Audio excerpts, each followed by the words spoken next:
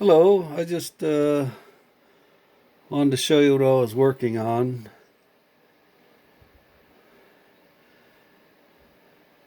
And I know it looks kind of like a mess, but it's organized mess. But nevertheless,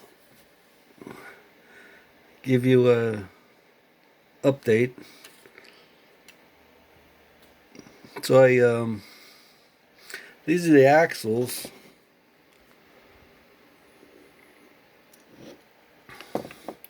that had the unit mounted in the unit before. And let me put you up here.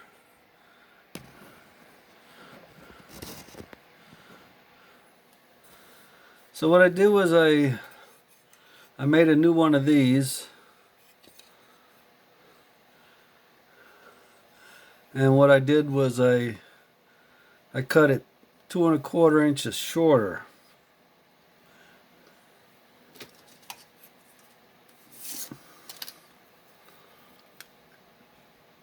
So that brought me up to this line, which brings it another 2 inches down. So that means it's 3 inches off the center line. So if I had to, I could run a 6-inch diameter part in there, and it would just come to this edge right here.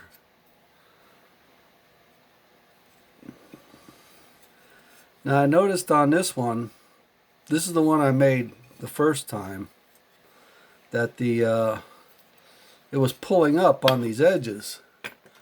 I don't know if you can see that. Let's see these. It was pulling up here on all these edges. Now at the time when I was making this, I had to watch it.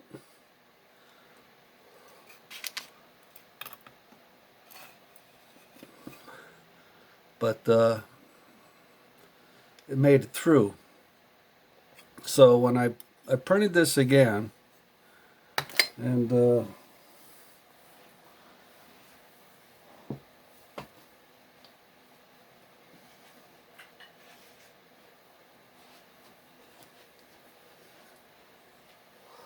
this is the one I come up with.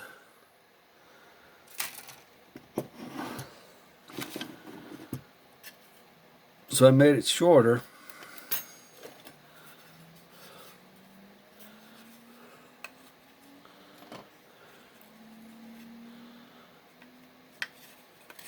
That's at 2¼ inches shorter.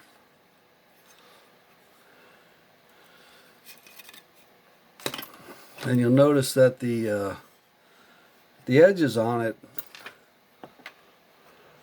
are nice and flat.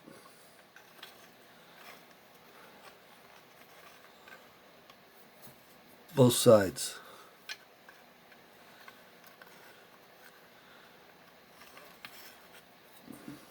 Nothing curling up there, and that's because I did that little trick with making putting like this fake raft on it, like I showed in the other video. This was 30 thousandths. I made this one 30. I probably, next time if I have to do this, I'll probably go down to 20. But yeah, that worked out real good. All I did was cut that out and then trim it to the part. I cut it with a little Dremel tool. I took a little drum sander that Dremel has, and I went through here and just kind of sanded it and blended it in. And so the mounts that go to the frame are these 1024s. That's these two here, and these two here. And these are 632s. Now this is where the belt goes, and it comes up here. So I had to have a way to attach the belt to this, but it still had to be adjustable, because I got to put tension on that belt, and I had to have a way of adjusting it. So I made these little guys here. They're little, actually I got 4 of them. 2 for one side and 2 for the other side. And what they do is they capture the belt. You see those? That's actually the form of the belt, which is this.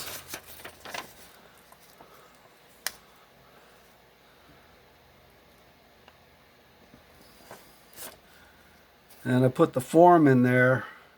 I made this little piece, and then I printed it on the printer. So one piece goes on the bottom. I didn't want to capture the belt on the top because it was still slide on the bottom. So what I did was I printed a piece for the bottom, and then the belt mounts in there. And then I printed a piece for the top to capture that belt. And it's got the adjustable slots in there, and they mount into these 2 holes here so I can adjust it. And if I run out of adjustment, I just take the belt and I just move it over 1 notch. And then I'm back to my full range of adjustment here.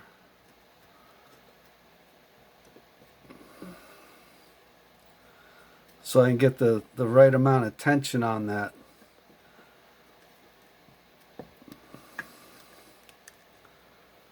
So anyway, that's one thing I did.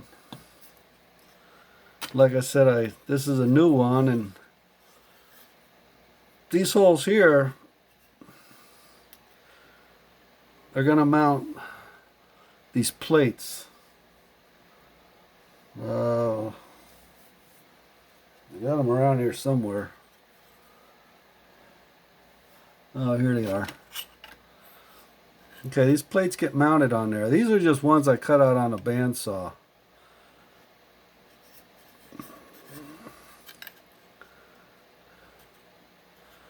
But there's 4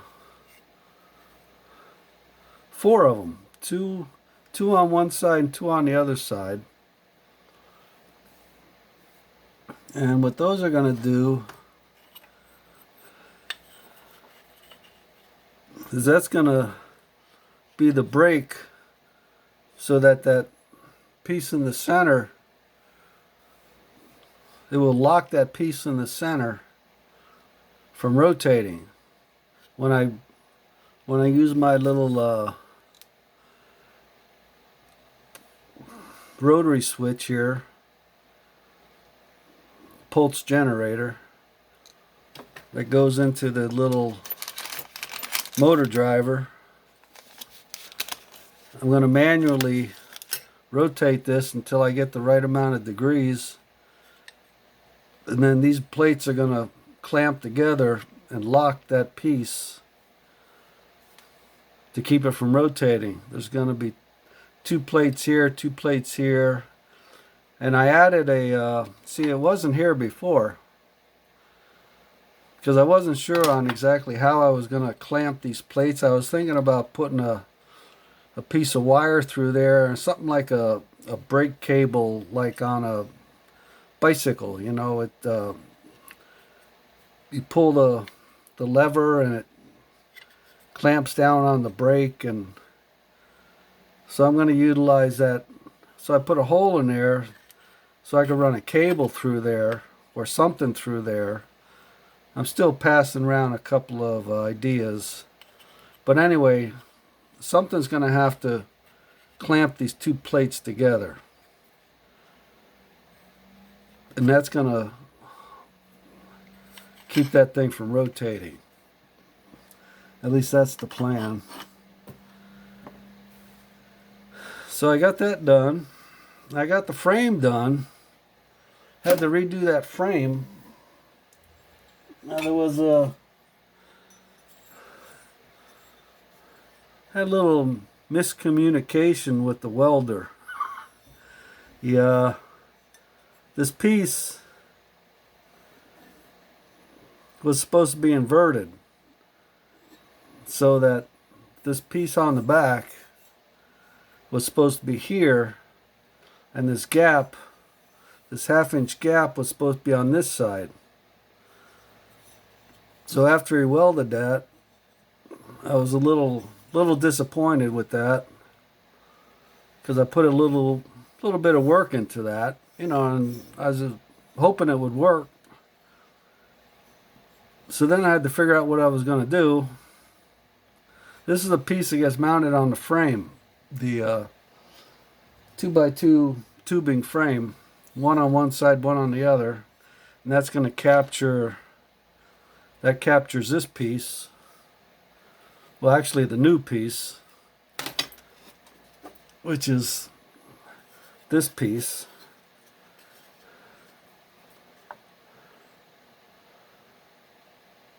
And that's going to capture that with those two holes right there.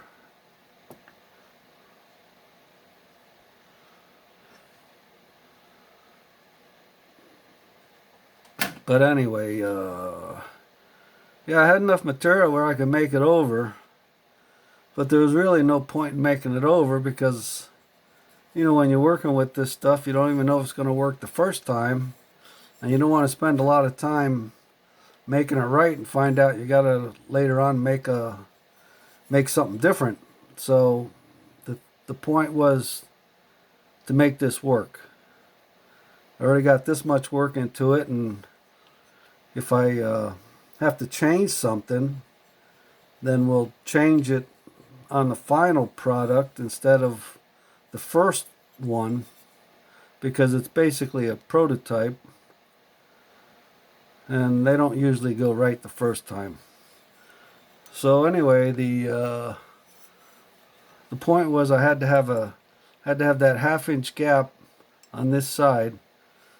So I think the best thing I could come up with that would work was I just took these half-inch plates, and I'm going to mount them on this side, and that's going to give me my half-inch gap from this surface to that surface,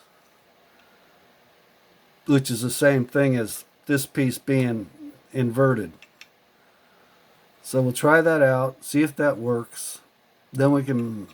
Actually, when I first was looking at this piece, I thought, well, you know, I can get that laser cut, and then I can get it bent, and it'd be a done deal, you know, but then I'd have to wait for the laser guy, and, you know, that usually takes a couple weeks, and I didn't have a couple weeks. I didn't want to wait. You know, I'm kind of wanting to get this thing together. So that's why I cut this out, and then I had it welded, and it was backwards. So I put these plates on there, and we can make it work. So we won't have to look back on this anymore. We'll look towards the future and make sure that this is going to work, and we don't have to change it anymore. So the other thing I did was the plate that goes on the top, the plate that mounts on this gear.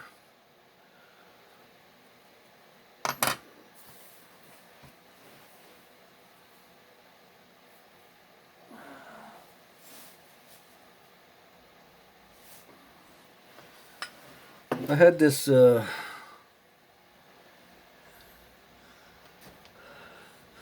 is the piece that's going to mount on top of the unit and rotate. So it's actually going to take the place of this. But what I need to do is I need to incorporate these teeth for the belt into this unit. Now I really don't want to cut the teeth on here. I mean, I can if I had to, but I really don't want to, because the rotational force on this shouldn't be that great. So I could still use this piece I printed. I'm going to have to modify it. Actually, I'm going to have to print a new piece. But what I was thinking was that I put these 3 5/16 diameter holes in here with an end mill 120 degrees apart, and I'm going to use those as drive dogs. So I'm going to print this piece.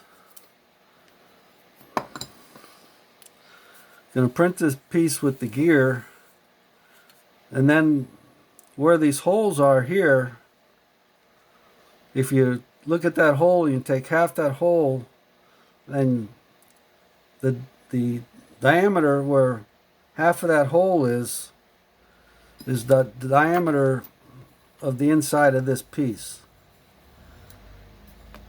So if I print this piece again with the gears, but I only come to this diameter right here, and I remove everything from here out,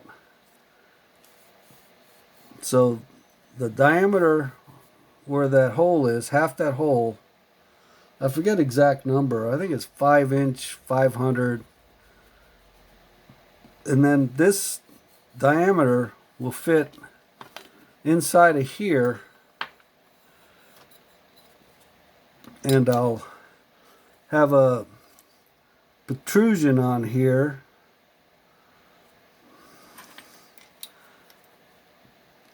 circular protrusion, 3 of them, 120 degrees apart. So those will lock into this piece here. Then the diameter will fit into this piece, and then I'll just get the height from here to here, which I think is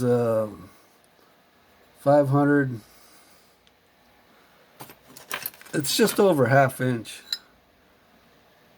Yeah. About, well, it's 5 inch 030, somewhere around there. It's mostly to make sure if I go ½ inch, that'll give me clearance. Then I'll just put those 3 protrusions in there to fit into these 3 drive dogs. And that'll rotate that. That'll lock that. I could have just put 1. But I don't know. 3 fits between the bolt circle pattern here. So anyway, I trimmed this down. I don't know if you can see that, but this was 6.5 inch diameter. And I trimmed this down because it was gonna, when you rotate it, it was gonna hit this part. So the 6.5 inch diameter would hit that part when it rotates. So I trimmed it down. I put an angle on there, and the plate I had going on there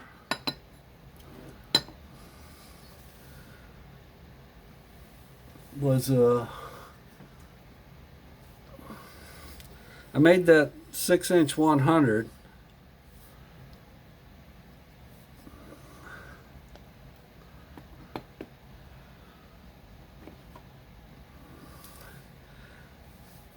So it looks something like that. So that gave me a little clearance on the top for when it rotates.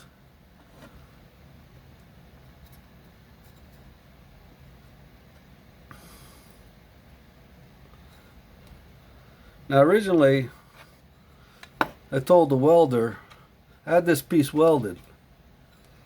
This was a piece of, I don't know what you call it. If I can find my pencil, I could draw you a picture of it. But anyway, I don't see my pencil, so I have to use my pen.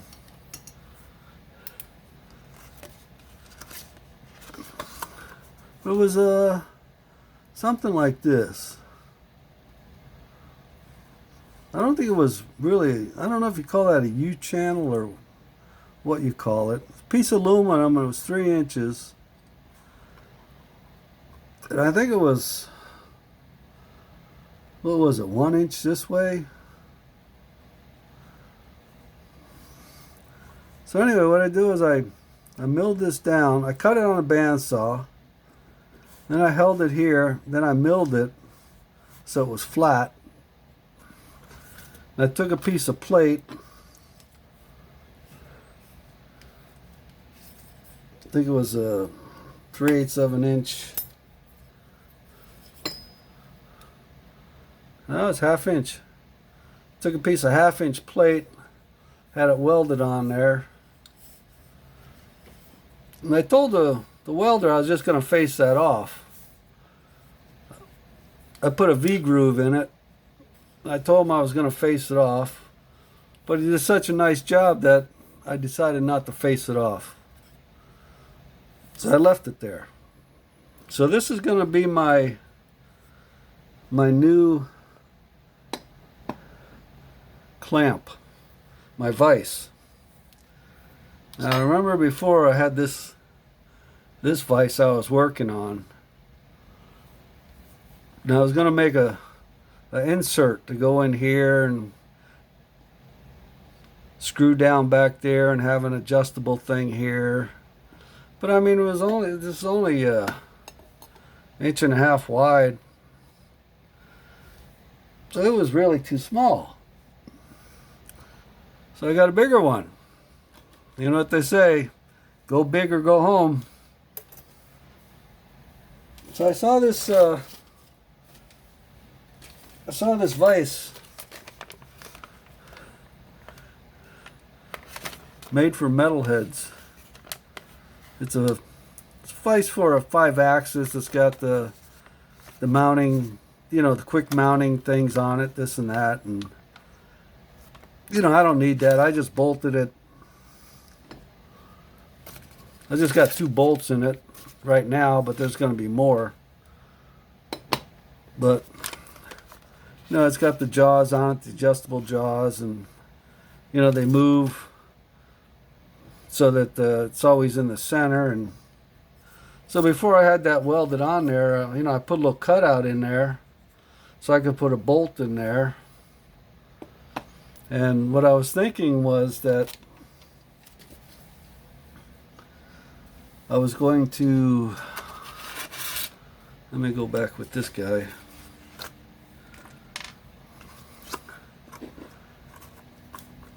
It's going to have a little piece that goes through here, down into here, and it would be a little piece like that. Then it would come up. Then this piece would be on top. There'd be a hole there. That will go through the hole. Then I have a jaw here. Then there'd be the same thing on the other side. A mirror image. Except one side would be threaded, one side would be clearance. And then on this piece on the top, I would have slots in here every so often to match these. And then this slot here would be so far off from this one. Let's say, you know, I had one that was from here to here would be 1 inch, and maybe another one that would be 2 inch, so that when the jaw was closed, you'd already have, you know, 1 inch on one side, 1 inch on the other side, and that'd be a 2-inch piece that fits in there. Because you don't want to make this, you know, really big. So, but the jaw that you cut, you can put the jaw back, but the piece that goes in here will still be up here near the center. So you can make your jaw width wider it still have that piece in the middle, it would be, I don't know how you would say it, but you know, your jaw would be here, and then this is the piece that goes down, that gets threaded.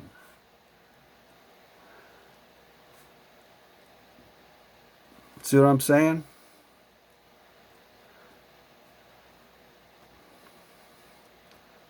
So without having to move these back and forth too much, you already have a gap in here, whatever you want. You could have it 1 inch, 2 inch, whatever you want.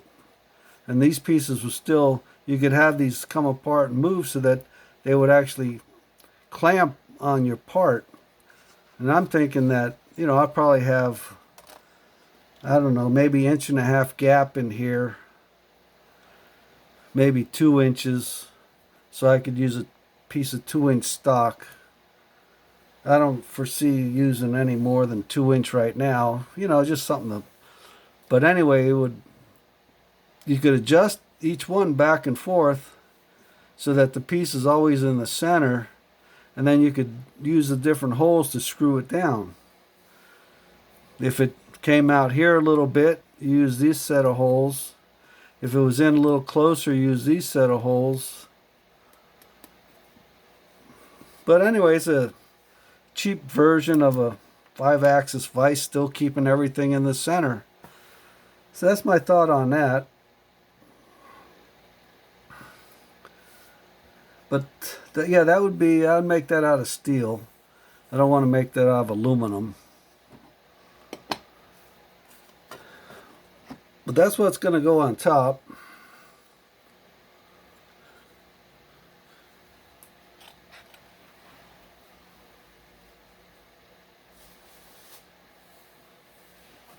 And oh,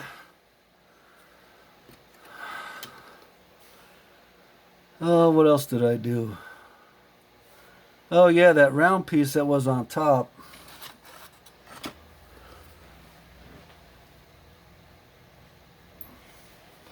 This round piece here, that was my table from before. Had to cut these off. Made that smaller because it was too big last time. It wouldn't fit. And I really hated to cut it, but the thing was that if I made another one, I'd probably never use this one, because this is the, you know, the 6-inch size is what this is going to work. You know, that's the distance, the work envelope that I have between these pieces here for this to rotate. So even if I kept this, I would probably never use it. So then that would be a waste of material. So I had to sacrifice this piece so I can make this piece. But I guess that's the way it is, you know. I'd rather sacrifice this piece to make this piece than to have this sit around and do nothing, because I don't really foresee a use for it. But anyway, that's the brakes. So what else did I do? Now we got the gears all done. Oh yeah, let me show you.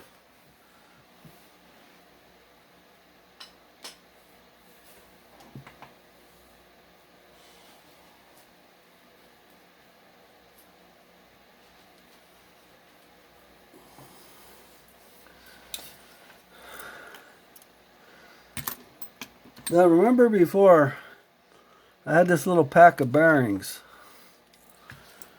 and I don't know what I did with it. Can you believe that? But yeah, they're here somewhere. I don't know where here is, but here is somewhere.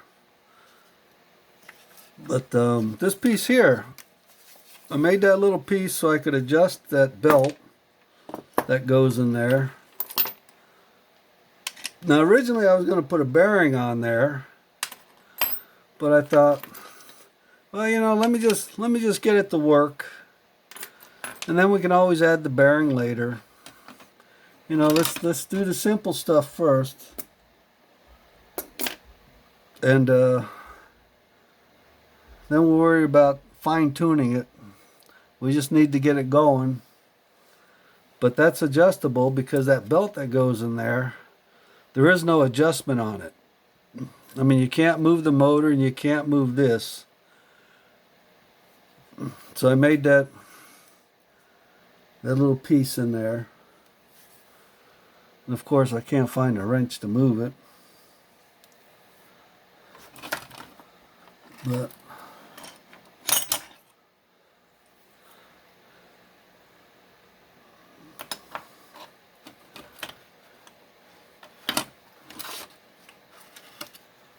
But there is a,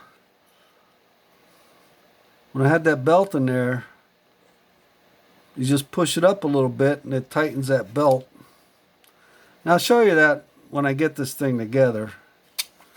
But that wasn't really what I was going to show you. I was going to show you this piece over here. Now what I'm finding out is that I had those little bearings in there. I had them in the top too. I had them in the top, and actually that's what I bought it for.